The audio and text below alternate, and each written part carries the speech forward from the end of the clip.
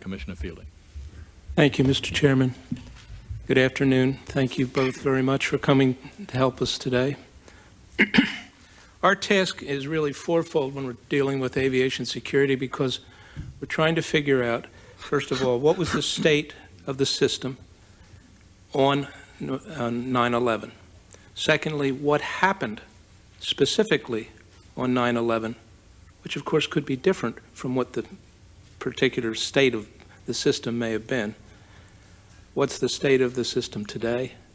And what are our recommendations to assist in doing everything we can to assure that this sort of thing doesn't happen again? My first line of questioning, I would like to concentrate and focus on 9/11 itself. When we've reviewed, and from what we know up till now, these hijackers beat the system. Whatever it was, they beat it. We know that they practiced. We know that they took trial runs. We know that they must have figured out where the weaknesses were, consistent with their plans. Because after all, they had to be 100% sure they all got on the planes that day. So they had to test that system.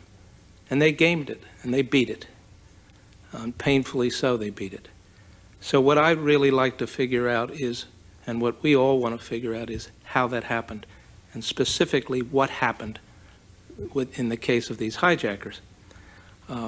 So I guess my first question, and it's probably addressed to you, Ms. Garvey, is what inquiries and investigations were initiated after 9/11 that would have reflected and identified the causes and actually the actions that took place on 9/11 vis-a-vis the hijackers?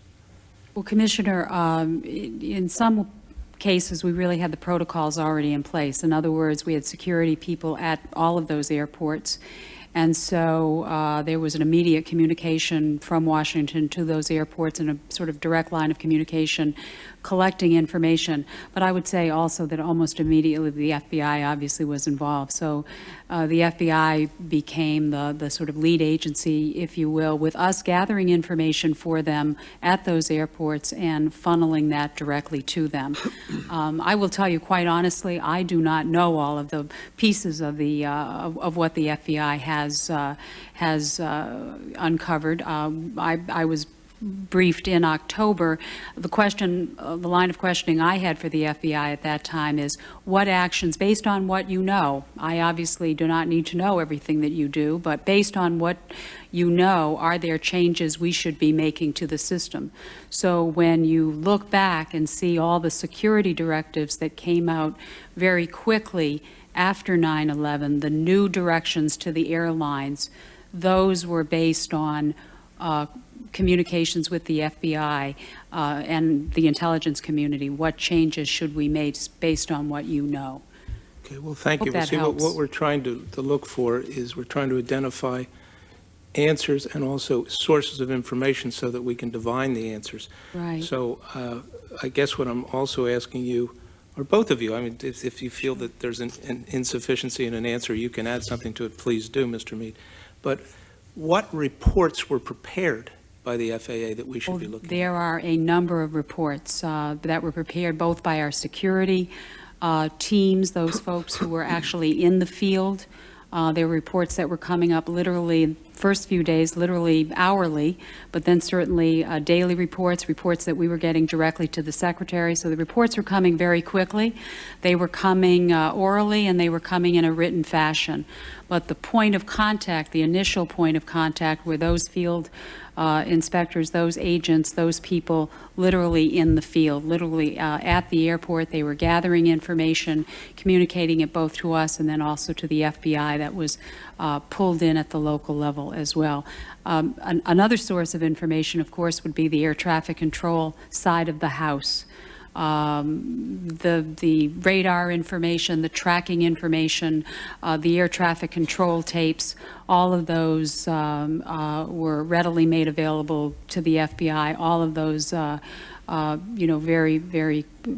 very clearly, in some cases, lay out a sequence of events. I have a couple of questions about those. I'd like to come to that. But speaking of that day, and in particular, if you know, and if you were briefed on this, you know, the regulations speak of dangerous weapons.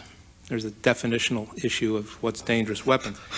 But was there any evidence of, for instance, in weapons, of guns being transported onto those planes?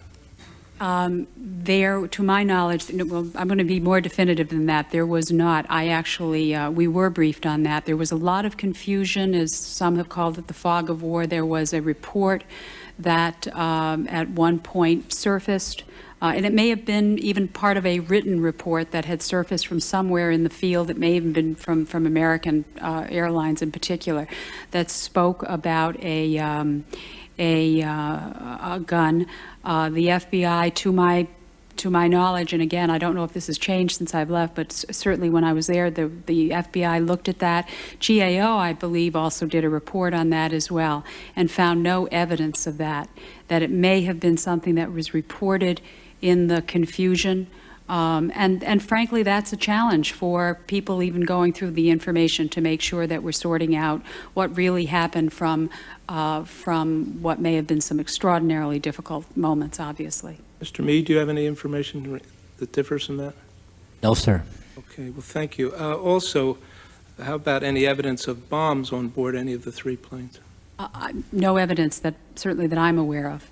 Okay, going back to my prior question, the reason I had raised the thing about the guns was that there was an earlier FAA report, or reported report. Coming out of American, I think it was 11. Yes.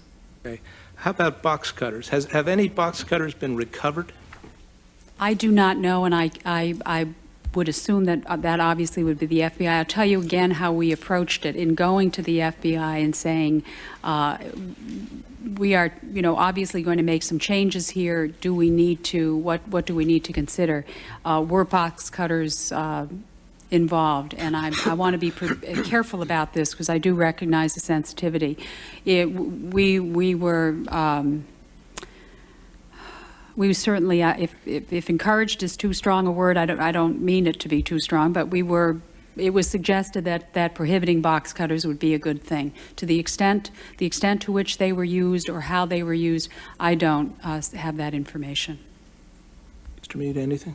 No, sir.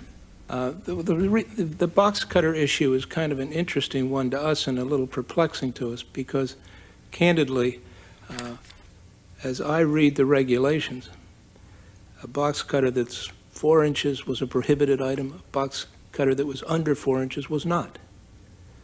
Is that your understanding as well? That is correct, Commissioner. So theoretically, if somebody went up with 23-inch box cutters, they could get on the plane. Theoretically. Theoretically, yes. 20 individual ones. Yes, Is that what you're saying? yes. I don't mean so. Sorry. Okay. Was there any evidence that you're aware of pre-positioning of weapons on aircraft? I simply do not know. About strategic pre-boarding selection of seats? I don't know. I think that's all part of the FBI investigation. But none of that's been brought to your attention? No, it has not, Commissioner. Mr. Mead? Okay, thank you. Let's go to the investigations, though. After the incident, did the FAA conduct any interviews of people that had access to the aircraft? By that I mean the sweepers, the cleaners, anybody, where they interviewed? We became very quickly the sort of supporting role for the FBI, really the investigation, and those individual interviews would have been conducted by the FBI. I would certainly want to check, but I would certainly imagine that in some cases, some of the FAA personnel may have been present, may even have been responsible for, facilitating the meeting or whatever. But the lead focus the lead agency very quickly became the FBI. Well, were there any FAA reports on this that you're aware of? There may have been some summary reports. I'd certainly want to go back and check. Another thing that's always interested me was, have they ever gone back and checked the videos of taping of the screening process when people were going through the I do know Megatons? that those were turned over to the FBI. I do know that they were carefully reviewed. From both airports? I believe it was for both, but I know for at least one of them.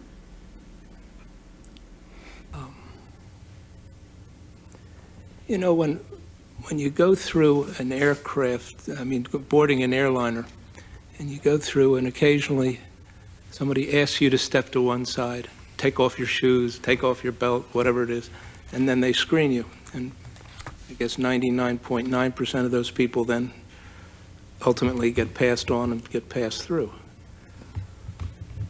But in an incident where somebody would be pulled aside, there would be some question, some serious question as to whether they could get on the aircraft. Where are those, are records kept of those incidents? There are records, Commissioner, yes. And have those records been reviewed in regard to the identities of people that were, well, the hijackers, basically? I know that they have all been turned over to the FBI, yes. Yes, Commissioner.